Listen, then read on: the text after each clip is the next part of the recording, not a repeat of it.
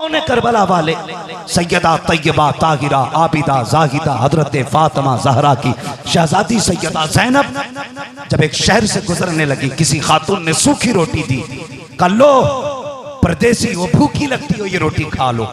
आप रोटी देख के रो पड़ी। इमाम सज्जाद ने कहा क्यों रोई? कहने लगी दिन दिन के फेर हैं। एक दिन वो था जब हमारे दरवाजे पे लंगर चलता था तो जमाने की भीड़ रहती थी, आज हम हैं कि सूखी रोटी लोग दे रहे हैं। अल्लाह अकबर। सैयदा ज़ैनब आप मदीने के सबसे बड़े ताजिर की बीवी थी। हजरत अब्दुल्ला बिन जाफर तैयार मदीना शरीफ के सबसे बड़े ताजिर, और जब आप तकसीम करती थी दौलत या पैसा या रिज़्क तो लोगों की इतनी भीड़ लग जाती थी कि गली में पैर रखने जगह नहीं होती। और इमाम अली मकाम फरमाते थे ज़ैनब कुछ अपने लिए भी है? मुस्कुरा के कहते थे। फरमाया करती थी हाँ अल्लाह ने बहुत दिया है। आप फरमाते कुछ कम दिया करो ना, तो मुस्कुरा के कहती थी रब देना बंद कर दे तो मैं इन्हें देना बंद कर दूं। ये सैयदा ज़ैनब। और आज बंदा कहता हुसैनी हूं, लंगर पका के खुद खा गया हुसैनी है। खिचड़ा बनाया, सुबह भी खाया, शाम भी खाया, बचा फ्रिज में रख दिया, हुसैनी है। 3 दिन तक फाता के लिए सबील लाएगा, घर जाकर खुद पी जाएगा, हुसैनी है। हाँ खुद ही सबील बनाएगा, खुद ही पी जाएगा, हुसैनी है। खुद ही खिचड़ा बनाए, खुद ही खा जाएगा, हुसैनी है।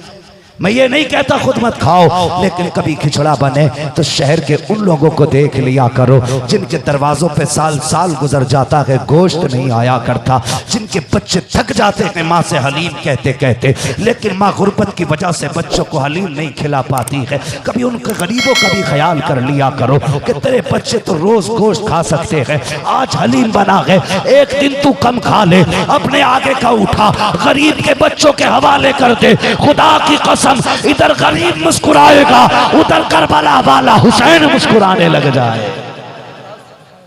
ये है हुसैनियत। सुभान अल्लाह। समझ में ही बात नहीं आती, हम जा किधर रहे? सुभान अल्लाह। उनकी उल्फत का ताज रखते हैं, हर मरज का इलाज रखते हैं। खौफ क्या हो हमें यजीदों का, हम हुसैनी मिजाज रखते हैं।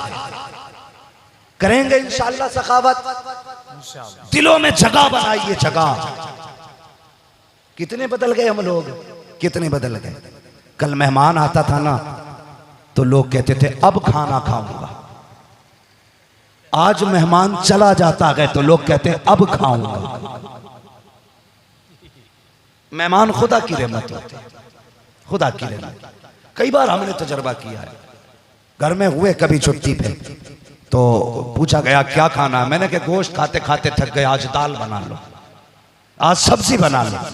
कभी कभार महीने में मिलता घर जाने के लिए वक्त, तो कहती दाल बना लो। बड़े खुश थे आज दाल खाएंगे, इत्तेफाक से आ गए मेहमान, तो अब मेहमान को तो दाल नहीं खिला सकते ना। फिर भाई जैसा भी हुआ ना, थोड़ी टूटी फूटी बनी। फिर जब खाने बैठे ना तो रब इतना करीम है, वो 70 माओं से ज्यादा प्यार करता है। हम सोच के बैठे थे दाल खाएंगे, मेहमान आया फिर मुर्गे उड़ रहे हैं। हमने दाल खाने का फैसला किया, मेहमान आ गया, अल्लाह ने फरमाया मेहमान आया है ना, अब दाल से नहीं खिलाई जाएगी, तुझे भी बोटी से खिलाई जाएगी। मेहमान कभी भी हमारा नहीं खाता, जब भी आता है ना तो अपना रिज्क साथ में लाता है, अपने साथ तुम्हारा भी लाता है। तो मेहमान देख के मुंह ना बिगाड़ा करो। नसीब वाले हैं जिनके दरवाजे पे मेहमान आते हैं, मुकद्दर वाले हैं जिनके घर मेहमान आया करते हैं। तो मेहमानों की इज्जत किया करो। दरवाजे पे कोई भी आ जाए आंखें बंद करके दे, फिर देख अल्लाह कितना नवाजने वाला है। अल्लाह दे तो मुंह ना बिगाड़, ये बिल्डिंग है तेरे ने नहीं है, ये जब हमारी नहीं हुई, हमारे बाप की नहीं हुई, हमारे दादा की नहीं हुई, हमारी हो जाएंगी। बोलो कोई जायदाद माँ के पेट से लेके पैदा हुआ, अब्बा की हमें मिल गई, हमारी बाद वालों को मिल जाएगी, उनकी उनके बाद वालों को मिल जाएगी। मिली किसी को कोई लेके गया कब्र में? कोई कब्र में लेके नहीं जाता। जब दुनिया में आए थे तब भी हाथ खाली थे, जाओगे तब भी हाथ खाली होगे। अल्लाह से ना बिगाड़ना बंदे, अल्लाह से ना बिगाड़ना। होना वही है जो अल्लाह चाहता है, बेशक बेशक। होता वही है जो अल्लाह चाहता है। वो एक बंदा चढ़ गया आम तोड़ने पेड़ पे, तो नीचे से आम वाला बोला भाई क्या कर रहा है? उसने कहा कोई पत्ता खुदा की मर्जी के बगैर हिलता? कहा नहीं। कहा जब पत्ता नहीं हिलता तो मैं भी तो खुदा की मर्जी से पेड़ पे चढ़ा, मुझे मत रोक। उसने दाएं देखा बाएं देखा, टेंशन में आ गया भाई, अजीब फंसे भाई। उसने ली चमड़े की जूती, वो भी पीछे से चढ़ गया और दे दनादन चांद गंजी कर दी। उसने कहा ये क्या कर रहा है? बोला तू क्या कर रहा है? उसने कहा रब की मर्जी से। उसने कहा मैं भी तो रब की मर्जी से आया हूं।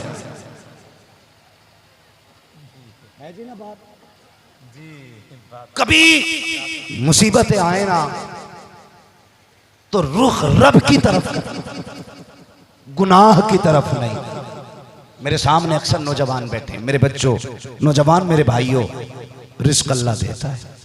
सबसे पहले तो ये गांठ बांध लो, इतना ही मिलना है जितना नसीब है। समझ रहे ना? इतना ही मिलना है जितना नसीब में है। उल्टा कूदो सीधा कूदो, ज्यादा नहीं मिलना। कोई मुसीबत आ जाती है बंदा परेशान हो जाता है। उर्दू की एक छोटी सी किताब में ना एक वाकया लिखा है जो पहले दूसरे क्लास में शायद बच्चों को पढ़ाई जाती होगी। उसमें लिखा कि एक फाख्ता थी, एक दरख्त पे बैठी थी। फाख्ता जानते हो ना, वो क्या बोलते हैं यहाँ पे उसको, एक चिड़िया और फाख्ता थी और अल्लाह की तस्बीह बयान कर रही थी।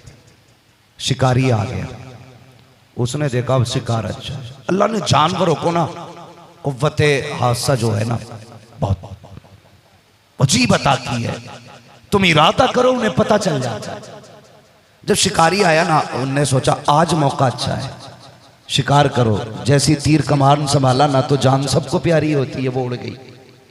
जैसी उड़ी उसने ऊपर देखा तो बाज था, वो भी उसे तक रहा था। अब ये सोचने लगी ऊपर उड़ती हूं तो ये मारेगा, नीचे गई तो वो मारेगा। वापस आई घोंसले में, फिर अंडों पे बैठ गई और कहने लगी ए मेरे खालिक, जिंदगी देने वाला भी तू है, मौत देने वाला भी तू है, मेरी हिफाजत कर। इसने उसे आवाज दी थी, कसम खुदा की जो ये कहता है हम तो इंसान की रगे जान से भी ज्यादा करीब है। बेशक बेशक। इसने उसे आवाज दी। जैसे इसने अल्लाह को आवाज दी, होता वही है जो अल्लाह चाहता है। ये याद रखना, होना वही है जो अल्लाह चाहता है। ये तो बैठ गई उधर वो शिकार पे, इधर ये शिकार पे, मरने के लिए बीच में फाख्ता। इसने देखा आके बैठ गई। आवाज आई कुदरत की, परेशान ना हो, तूने हमें आवाज दी है। जैसे शिकारी ने निशाना लगाया, तीर संभाला, आधा तीर छूट चुका था, मशीयत कुछ और ही चाहती थी। सांप आया, उसने शिकारी के पैर पे डसा। जैसे डसा ना, इसके दर्द से अचानक जो निशाना उसकी तरफ था ऊपर हो गया। तीर छूटा, वो कमान से तीर निकला, ऊपर सीधे बाज को जाके लगा। किसको लगा? बाज को जाके लगा। इधर इसे सांप ने काटा, बाज तीर से मर गया, ये जहर से मर गया। और जिस पे निशाना लगा के बैठे थे वो बाकी रह गई, जो मरने के लिए आई थी। आज मौत को भी मौत आ गई। जाहिर देख के आ गई, उसने बातिन देखा। दिल में क्या है लड़की के वो जानती है। बोलो, बोलते क्यों नहीं भाई? पूरी जिंदगी अल्लाह की नेमतें खाते खाते गुजर गई, अभी उसका शुक्र अदा करना बंदे को नहीं आया। हाँ, जब मस्जिद में पहुंचेंगे तो छुपेंगे ही नहीं, और जलसे में आएंगे तो बोलेंगे ही नहीं। जहां चुप रहना वहां बोलते हो, जहां बोलना वहां चुप रहते हो। क्या करोगे फिर? आगे कैसे बढ़ सकते हो? मां गई, उसने जाके देखा, कहा बेटे आंख भी अच्छी है, नाक भी अच्छी है, और बेटे चाल डाल भी अच्छा है। बड़ी मीठी बातें कर रही थी। लड़के वाले भी कम नहीं है। जब तक बेटे का रिश्ता नहीं होता, बेटा हमारा 50,000 कमा रहा है, लंबी लंबी फेंक रहे हैं। जब देखा लड़की फंस गई, निकाह हो गया, साल भर बाद मौलाना से जाके कहते मौलाना कोई दुआ करो, कुछ कमाता ही नहीं है।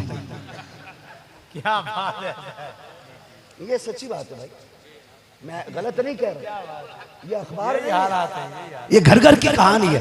जब शादी हो गई तो कमाता ही नहीं, कुआरा था तो 50,000। इतना लंबा झूठ इसलिए ताकि कोई कार देने वाला मिल जाए। औकात ये है, कार आ गई 8 दिन बाद बेच ली, क्योंकि तेल की हैसियत नहीं। शर्म कर, भले ससुराल से देने से नहीं होते, भले खुदा के देने से होते हैं। बेशक बेशक। तो लंबा लंबा झूठ ये भी बोल रहे हैं, तो वो भी ना नाचने वाली कूदने वाली चाहे कैसी भी हो, आज तो पट्टा यहां तक उड़ के आई है कि शरीफ लगे।